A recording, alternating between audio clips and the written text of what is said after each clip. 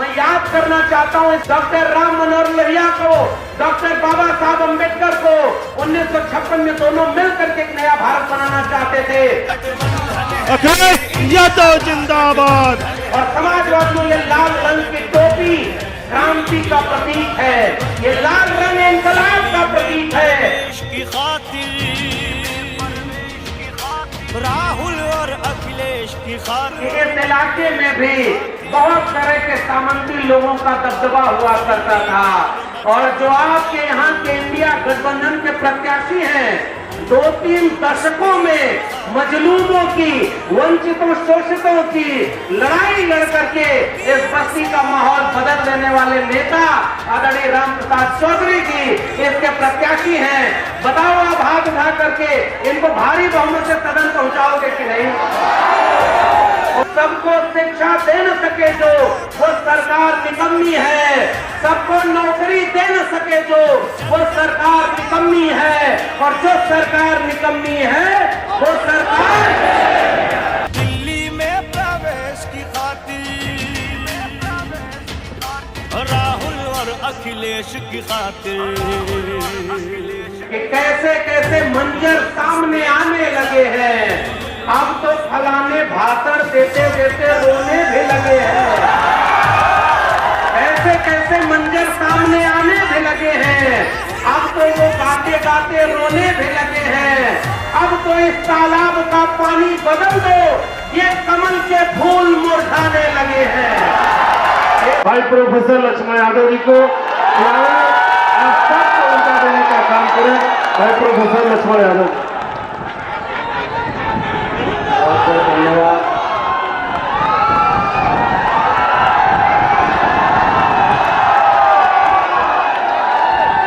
बहुत बहुत धन्यवाद आदरणीय जिलाध्यक्ष जी।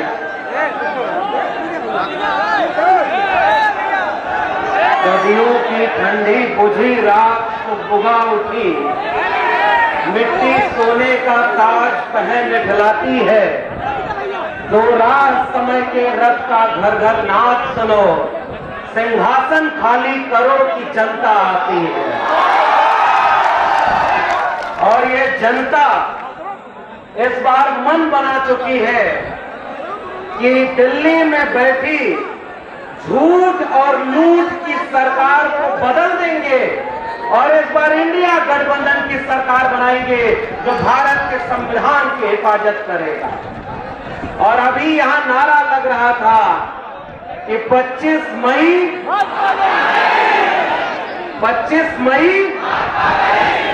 यानी अगर 25 मई को यहां पर जब बटन दबेगा तो मुझे उम्मीद है कि यहां के सांसद ही नहीं, केवल बस्ती के सांसद ही नहीं बदलेंगे, दिल्ली में बैठे वो लोग भी बदल जाएंगे जो भारत का संविधान बदलने का बात किया करते हैं।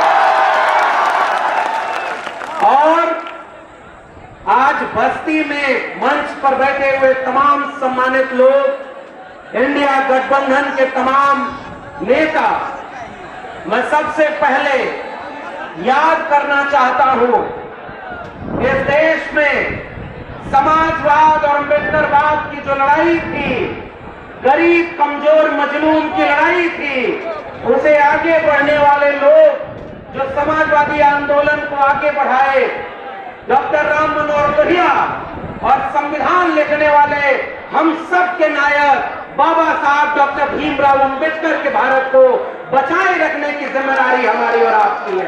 तो एक बार हाथ उठा के बताइए कि बाबा साहब के सपनों का भारत बनाने के लिए लड़ेंगे कि नहीं लड़ेंगे? डॉक्टर अम्बेडकर के सपनों का भारत बनाने के लिए आप वोट डालेंगे कि नहीं डालेंगे?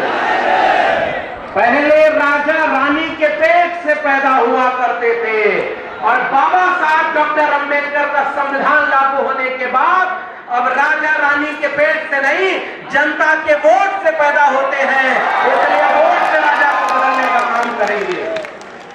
एक बात ये समझना है कि कल तक जो दिल्ली में बैठे, उन्होंने कहा था कि मैं बचपन में चाय बेचा करता था और बाबा साहब डॉक्टर अम्बेडकर का संविधान नहीं होता तो मैं देश का प्रधानमंत्री नहीं बन पाता। बताइए कहा था कि नहीं कहा था? तो अगर चाय बेचने वाला इस देश का प्रधानमंत्री बन जाए तो ये बाबा साहब अंबेडकर के संविधान के बिना संभव है क्या? तो जिस रास्ते आप प्रधानमंत्री बने उसी को बदलने का सपना देखने लगे कि अब की बार 400 पार ताकि भारत के संविधान को बदल देंगे। बताओ बस्ती के लोगों, क्या भारत के संविधान को बदलने दोगे क्या? भारत का संविधान बदलने दोगे क्या? अगर चाय बेचने वाला देश का प्रधानमंत्री बन सकता है तो हाथ से मेहनत करने वाला इस देश का पीडीए अब तय करेगा कि अगला प्रधानमंत्री देश में कौन होगा। इसलिए आज पीडीए के लोगों, आपके ऊपर जिम्मेदारी है। मैं जब बस्ती आया तो मुझे पता चला, मैं जानना चाहा पुराने लोगों से, तो जितने भी पुराने लोग मिले उन्होंने कहा कि इस इलाके में भी बहुत तरह के सामंती लोगों का दबदबा हुआ करता था और जो आपके यहाँ के इंडिया गठबंधन के प्रत्याशी हैं, 2-3 दशकों में मजलूमों की, वंचितों शोषितों की लड़ाई लड़ करके इस बस्ती का माहौल बदल देने वाले नेता आदरणीय राम प्रसाद चौधरी जी इसके प्रत्याशी हैं। बताओ आप हाथ उठा करके इनको भारी बहुमत से सदन पहुंचाओगे कि नहीं? पहुंचाएंगे कि नहीं? जो गांव में हमारी लड़ाई लड़ सकता है, बताओ सदन में खड़ा होकर के बस्ती की लड़ाई लड़ सकते हैं कि नहीं? क्या आपने पिछले 10 साल में बस्ती के सांसद को बस्ती का नाम लेते हुए भी संसद में सुना क्या? जोर से बोलिए, सुना क्या? तो आप एक बात बताओ कि आपके हम सब के अग्रज आदरणीय बाबूजी जब चुनाव जीतेंगे तो बताओ बस्ती के नाम को दिल्ली की संसद में रोशन करने का काम करेंगे कि नहीं? इसलिए मैं आप सबसे गुजारिश करने आया हूं कि एक तरफ वो लोग हैं जो संविधान बदलने की बात करते हैं और दूसरी तरफ इंडिया गठबंधन के लोग हैं जो संविधान बचाने की बात करते हैं। और हमें फक्र है, नाज है कि हमारे नेता और इस देश में समाजवाद के आंदोलन के प्रणेता आदरणीय अखिलेश यादव है। मैं जब नौकरी से निकाला गया तो मैं जब पहली बार मिलने गया तो उन्होंने कहा कि जाओ शेर अब आजाद हो गया, अब इस समाजवाद की लड़ाई को गांव-गांव पहुंचाने की जरूरत है। बाबा साहब डॉक्टर अंबेडकर ने इस देश में नारा दिया था, शिक्षित बनो, संगठित रहो, संघर्ष करो। आज मैं आपके बीच में एक नारा देना चाहता हूं, पढ़ाई करो, लिखाई करो और हर तरह के जुल्म के खिलाफ लड़ाई करो। आज इसका वक्त आ गया है। और वहां दिल्ली में बैठे लोग ये सोचते हैं कि जनता को मूर्ख बना करके हम तीसरी बार भी सरकार बना लेंगे। थोड़े से लोगों को थोड़े समय के लिए मूर्ख बनाया जा सकता है, ज्यादा लोगों को भी थोड़े समय के लिए मूर्ख बनाया जा सकता है, लेकिन सारे लोगों को हमेशा के लिए मूर्ख बनाया जा सकता है क्या? तो इसलिए अब की 25 मई अब तक 10 साल सरकार थी केंद्र में, अपने कर्म पर वोट मांगना चाहिए था, लेकिन अब भाजपा वाले आते हैं धर्म के नाम पर वोट मांगते हैं। बताओ कोई काम किया क्या? क्या वादा लेके आए थे कि सौगंध मुझे इस मिट्टी की, मैं देश नहीं बिकने दूंगा। याद है नौजवानों? बैंक बिका कि नहीं? रेल बिकी कि नहीं? बीएसएनएल बिका कि नहीं? एलआईसी बिकी कि नहीं? सरकारी नौकरी बिकी कि नहीं? सारा कुछ बेच दिया। बोला था हवाई चप्पल वाले को हवाई जहाज में बुलाएंगे। बताओ हवाई जहाज बिका कि नहीं? और नीचे देखा तो हवाई चप्पल भी बेच दिया। लेकिन उसका क्या है? उसने कहा है हमारा क्या है, हम तो फकीर आदमी हैं, झोला लेके चल देंगे। हमारा आपका क्या होगा? बताओ 25 मई को संविधान बदलने वालों की विदाई करोगे कि नहीं? आप इस बार विदाई करेंगे कि नहीं? पहले बोलते थे कि देश खतरे में है, आजकल कहते हैं कि भैंस खतरे में है। बोलते कि नहीं कि अगर इंडिया गठबंधन वाले आ गए तो आपका आरक्षण छीन लेंगे। बताओ, बाबा साहब का संविधान रहने के वक्त तक क्या किसी में यह दम है कि बाबा साहब के संविधान का दिया हुआ आरक्षण छीन सकता है क्या? आरक्षण छीनने वाले कौन लोग हैं जो 69,000 शिक्षक भर्ती में घोटाला किए थे? बताओ, याद है कि नहीं याद है? इसलिए आरक्षण छीनने वाले तो ये लोग हैं और आरक्षण बदलने वाले जुमलावीर बन गए। इसलिए हमारे इंडिया गठबंधन के समाजवादी पार्टी के नेता ने एक नया नारा दिया, पीडीए का, पिछड़े दलित और अल्पसंख्यक 90% हम लोग हैं। बताओ, पीडीए अब की बार पीडीए सरकार, और ये नारा देकर के उन्होंने कहा, वो कहते हैं कि मछली, मटन, मंगलसूत्र, और हमारे नेता कहते हैं इंडिया गठबंधन की सरकार बनेगी तो अग्निवीर, अगर इंडिया गठबंधन की सरकार बनी तो पेपर लीक, तो बताओ इंडिया गठबंधन की सरकार बनाओगे कि नहीं? महिलाओं को 1 लाख रुपए सालाना देने का काम का वादा किया है कांग्रेस पार्टी ने, और हम समाजवादी लोग हैं। मैं याद करना चाहता हूं इस मंच से डॉक्टर राम मनोहर लोहिया को, डॉक्टर बाबा साहब अंबेडकर को 1956 में दोनों मिलकर के एक नया भारत बनाना चाहते थे। और समाजवादियों, ये लाल रंग की टोपी क्रांति का प्रतीक है, ये लाल रंग इंकलाब का प्रतीक है। और आज आपके समाजवादी लोगों, आपके ऊपर कर्जा है बाबा साहब डॉक्टर अंबेडकर का संविधान बचाने का, आपके ऊपर कर्जा है डॉक्टर लोहिया का समाजवाद बचाने का, जिसका नारा हुआ करता था, रोटी कपड़ा सस्ती हो और दवा पढ़ाई मुफ्ती हो। जो जमीन को जोते बोए वो जमीन का मालिक होए, राष्ट्रपति का बेटा हो या चपरासी की हो संतान, टाटा बिरला गरीब का बेटा, सबको शिक्षा एक समान, सबको शिक्षा सबको काम, वरना होगी नींद हराम। सबको शिक्षा दे न सके जो, वो सरकार निकम्मी है। सबको नौकरी दे न सके जो, वो सरकार निकम्मी है। और जो सरकार निकम्मी है वो सरकार, जोर से बोलिए, वो सरकार। तो बताओ, इस बार अग्निवीर को खत्म करने के लिए साइकिल की बटन दबेगी कि नहीं दबेगी? इसलिए एक कविता लिखी है किसी ने कि कैसे कैसे मंजर सामने आने लगे हैं, अब तो फलाने भाषण देते देते रोने भी लगे हैं। कैसे कैसे मंजर सामने आने भी लगे हैं, अब तो वो गाते गाते रोने भी लगे हैं। अब तो इस तालाब का पानी बदल दो, ये कमल के फूल मुरझाने लगे हैं। इसलिए अब इस कमल के फूल को बदलने के लिए मैं नाज और शान से कहता हूं, बताओ, उत्तर प्रदेश में जिस पार्टी के ऊपर आरोप लगाया जाता था कि वो पार्टी केवल एक जाति की पार्टी है, एक धर्म की पार्टी है, बताओ 62 टिकट आदरणीय अखिलेश यादव जी ने दिया है। सबसे ज्यादा पीडीए को भागीदारी किसने दी है? जोर से बोलिए, सबसे ज्यादा पीडीए को भागीदारी किसने दी है? संविधान बचाने का वादा किसने किया है? अग्निवीर खत्म करने का वादा किसने किया है? महिलाओं को 1 लाख रुपया महीने का वादा किसने किया है? इसलिए मैं आपसे कहना चाहता हूं कि आज बस्ती में खड़े हैं, अभी यहां पता चला कि आदरणीय अखिलेश यादव की सरकार थी तो गन्ने का दाम 100 रुपया बढ़ाया था, और यहां एक सरकार है लखनऊ में जिसका खुद ही पता नहीं कि 4 जून को बचेंगे कि नहीं बचेंगे। पता है क्या? उन्होंने पिछले 7 साल में गन्ने का दाम केवल 20 रुपया बढ़ाया और कहते थे कि सांड से हिफाजत करेंगे। बताओ, खेत खेत में सांड घूम रहे हैं कि नहीं? हमारे ये मित्र हैं अर्पित भाई और अंकुश भाई, ये लोग जब यहाँ से आ रहे थे और पुराने लोगों से हमने पूछा, बताओ किसान परेशान है कि नहीं? किसान परेशान है कि नहीं? नौजवान परेशान है कि नहीं?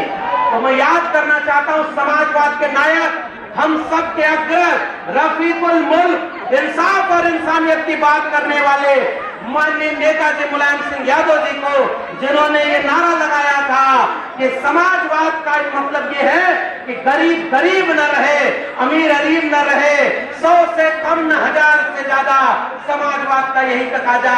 बाबा साहब डॉक्टर भीमराव अंबेडकर के संविधान को बचाने के लिए, डॉक्टर राम मनोहर और लोहिया के समाजवाद को बचाने के लिए अब किसी भी तरफ का लाग लपेट की जरूरत नहीं है कि आओ देखें इस दुनिया में कौन बड़ा बलिदानी है, किसकी धमनी में खून और किसकी धमनी में पानी है। इसलिए हम आपको ये कहेंगे कि आज एकमात्र अपील है, अखिलेश यादव जिन्होंने ये नारा दिया है कि संविधान बदलने वालों को हम दिल्ली की सरकार से, इसलिए तख्त बदल दो, ताज बदल दो और बेईमानों का बताओ। कोरोना में वैक्सीन लगाई तो घोटाला किया कि नहीं किया? बताओ घोटाला किया कि नहीं किया? और इलेक्टोरल बॉन्ड पर हमारे आपके जेब की कमाई लूट ली कि नहीं लूट ली?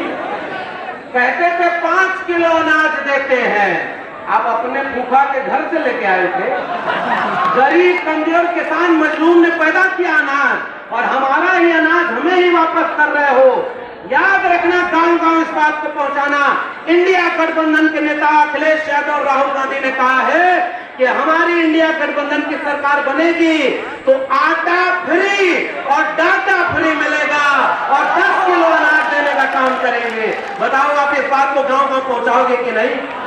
जुल्म और ज्यादती बढ़ रही है। और आखिरी बात कहूंगा, क्योंकि हमारे महबूब नेता आदरणीय अखिलेश जी आने वाले हैं, उनकी रैली में भीड़ भी नहीं है और हमारे जिलाध्यक्ष जी इतनी सादगी से कंट्रोल कर रहे हैं, लेकिन फिर भी ये हुजूम रुक नहीं रहा। ये अंतर है, वहां उनकी रैली में भीड़ ही नहीं आ रही है, हेलीकॉप्टर पे हेलीकॉप्टर घूम रहा है और इधर उत्तर प्रदेश में एक अकेला नेता किसानों नौजवानों की आवाज, संविधान रक्षक खेमे का नायक अखिलेश यादव की भीड़ में वहां कोई हुजूम ऐसा नहीं है जो रोकने से रुक जाए। इसलिए मैं आपको बधाई देना चाहता हूं और आखिर में गुजारिश करूंगा, संविधान बचेगा तो हमारी शिक्षा बचेगी। याद रखना, ये लोग जो नारा देते थे पढ़ेगा इंडिया तभी तो बढ़ेगा इंडिया, बताओ गरीब आदमी आजकल पढ़ाई कर सकता है क्या?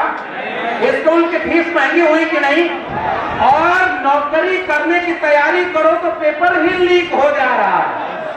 जो सरकार वीक है उसका सारा पेपर, जोर से बोलिए, जो सरकार वीक है उसका सारा पेपर। बताओ नौजवानों, इस लीक सरकार को बदल दोगे कि नहीं बदलोगे? इसलिए नौजवानों, आपके भविष्य से खिलवाड़ हुआ है और हर जाति और हर धर्म के लोगों, एक बात आखिर में कहूंगा, गांव में जब फसल पक जाती है, सम्मानित मंच, बहुत सम्मानित बड़े बूढ़े बुजुर्ग आदरणीय नेता बैठे हुए हैं, गांव में जब गेहूं की फसल पक जाती है तो कभी कभी दुर्घटना से उसमें आग लग जाती है।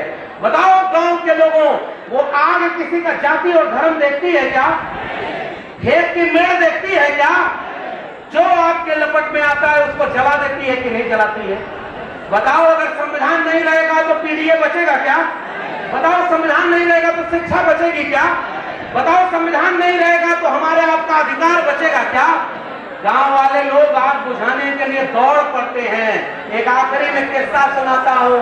एक पेड़ पर बहुत सारे पक्षी रहा करते थे, उस पेड़ पर आग लग गई तो सारे पक्षी उड़ने लगे, थोड़े से पक्षी बच गए। समाजवादियों, ये तुम्हारे लिए किस्सा है कि जब पक्षी जलने लगे आग में तो उसने पूछा है कुछ लोगों ने, आग लगी इस वृक्ष को जलने लगे पास, उड़ते क्यों नहीं पक्षियों जब पंख तुम्हारे पास? समाजवादियों, इस बात को आगे गांव गांव तक पहुंचाना हमारा फर्ज क्या है कि फल खाएं इस वृक्ष का, गंगे कीन्हे पार, तो धर्म हमारा यही है, जले इसी के साथ। हम भगोड़ों में से नहीं हैं, हम संविधान बचाने वाले खेमे से जुड़े हुए हैं। बहुत जुल्म हुआ है, 69,000 शिक्षक भर्ती में घोटाला हुआ कि नहीं?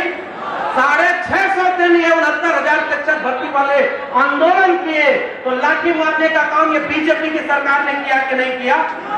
आप ये बताइए कि आरक्षण खत्म करके, प्रोफेसरों की नौकरी खत्म करके, संविधान संस्थाओं को कब्जा करके ईडी सीबीआई, जो विपक्षी खेमे में रहे वो भ्रष्टाचारी है और बीजेपी की वॉशिंग मशीन में जो आ जाए सब राष्ट्रभक्त है। बताओ ये झूठ है कि नहीं है?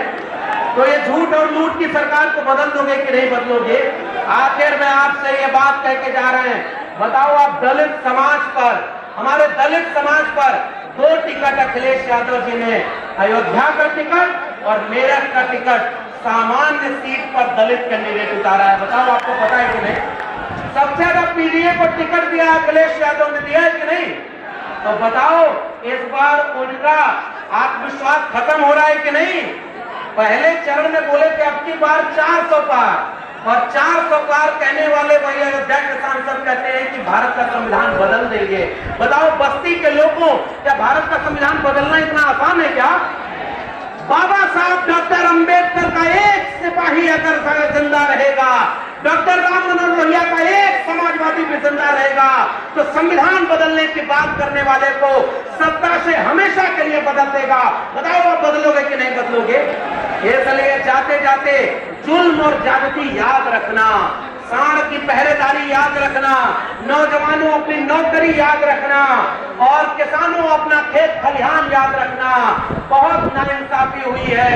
एक शेर मुझे याद आता है कि लौटाएंगे वो सारा तुम्हें सूद के समय, लौटाएंगे वो सारा तुम्हें सूद के समय, हम पर तुम्हारे जुल्म का जितना उधार है, ताकत तुम्हारे पास अगर है सितम करो, तो हमारे पास भी बाबा साहब का संविधान है। इसलिए संविधान बचाने की लड़ाई में हम सब, खेत खलिहान बचाने की लड़ाई में, किसान नौजवान बचाने की लड़ाई में, शिक्षा बचाने की लड़ाई में, रोजगार बचाने की लड़ाई में आदरणीय अखिलेश यादव के सिपाहियों, क्या गांव गांव पहुंच करके 25 तारीख को एक मोटरसाइकिल पर जाने का काम करोगे कि नहीं करोगे? आजकल परेशान हो गए हैं तो झूठ के साथ लूट रहे हैं। फर्रुखाबाद का एक वीडियो देखा, उनका एक कैंडिडेट आकर के 8 वोट फर्जी मार रहा है, पुलिस प्रशासन के लोग परेशान कर रहे हैं। तो क्या समाजवादियों, अगर बाबा साहब अंबेडकर ने कहा कि वोट देने का अधिकार सबको है, अगर वोट ही नहीं दे पाओगे तो बताओ संविधान का कोई मतलब है क्या? क्या 25 मई को कितनी भी बाधा आ जाए वोट डालने जरूर जाएंगे कि नहीं जाएंगे? हाथ उठाकर बताइए, वोट डालने जरूर जाएंगे कि नहीं जाएंगे? और 4 जून तक जब तक वोट की गिनती न हो जाए, एक वोट की हिफाजत करेंगे कि नहीं करेंगे? क्या आप किसी से डरेंगे क्या? बताओ जोर से, आप डरोगे क्या? जब आपके नेता का इतिहास इतना बड़ा है कि पूरे इलाके के तमाम सामंती लोगों के सामने चट्टान की तरह खड़े होकर सामाजिक न्याय का काम करने वाले नेता आदरणीय राम प्रसाद चौधरी जी हैं, तो बताओ डरने की कोई जरूरत है क्या? और रही सही कसर समाजवाद और इंडिया गठबंधन के नेताओं ने पूरी कर दी है। इसलिए आखिरी में एक वोट डाल करके इनको जिताने का काम करिएगा। जंगल में आग लगी तो एक चिड़िया एक चोंच के पानी से एक बूंद से आग बुझा रही थी, बाकी चिड़िया उसके ऊपर ये कह रही थी कि चोंच के एक बूंद पानी से आग बुझेगी क्या जंगल की? उस चिड़िया ने जो जवाब दिया, ये मेरा आखिरी वाक्य है और इस पैगाम को गांव-गांव पहुंचाना। उस चिड़िया ने कहा कि मुझे पता है कि मेरे चोंच के एक बूंद पानी से ये आग नहीं बुझे, मगर जब इस जंगल की आग का इतिहास लिखा जाएगा कि जब संविधान बदलने की बात हो रही थी, जब अग्निवीर लाया जा रहा था, जब नौकरियों को खत्म किया जा रहा था, पूरे देश को निजी हाथों में बेचा जा रहा था, इस आग के खिलाफ कौन थे? तो उस चिड़िया के जवाब में मेरा जवाब है कि उस आग के इतिहास में मेरा नाम आग लगाने वालों में नहीं, आग बुझाने वालों में शामिल होगा। इसलिए 25 मई और 4 जून भाजपा, इसलिए एक वोट डाल करके आदरणीय राम प्रसाद चौधरी जी को जिताएंगे कि नहीं जिताएंगे? और आखिरी बात बता दूं, ये चुनाव सांसद चुनने का नहीं है, ये चुनाव दिल्ली की कुर्सी पर कौन बैठेगा इस पर भी चुनने का है। बताओ समाजवादियों, इतनी सीट उत्तर प्रदेश से दे देना कि दिल्ली की सरकार पर कौन बैठे, इसका निर्णय समाजवाद के नेता आदरणीय अखिलेश यादव के बिना न लिया जा सके। बताओ आप वोट दोगे ना? इसे उम्मीद के साथ बाबा साहब अंबेडकर के सपनों का भारत बनाने के लिए, डॉक्टर राम मनोहर लोहिया के सपनों सपनों का भारत बनाने के लिए, समाजवाद और अम्बेडकरवाद के इंकलाब को जारी रखने के लिए लड़ते रहेंगे और जालिम तानाशाहों को कुर्सी से बाहर करेंगे। इसी उम्मीद के साथ मैं आपसे गुजारिश करता हूं, एक एक वोट दे करके आदरणीय राम प्रसाद चौधरी जी को भारी बहुमत से जिताइएगा। फिर मिलेंगे। लड़ाई पढ़ाई जिंदाबाद। जय भीम, जय मंडल, संविधान जिंदाबाद, उल गुलाम जिंदाबाद, इंकलाब जिंदाबाद, समाजवाद जिंदाबाद।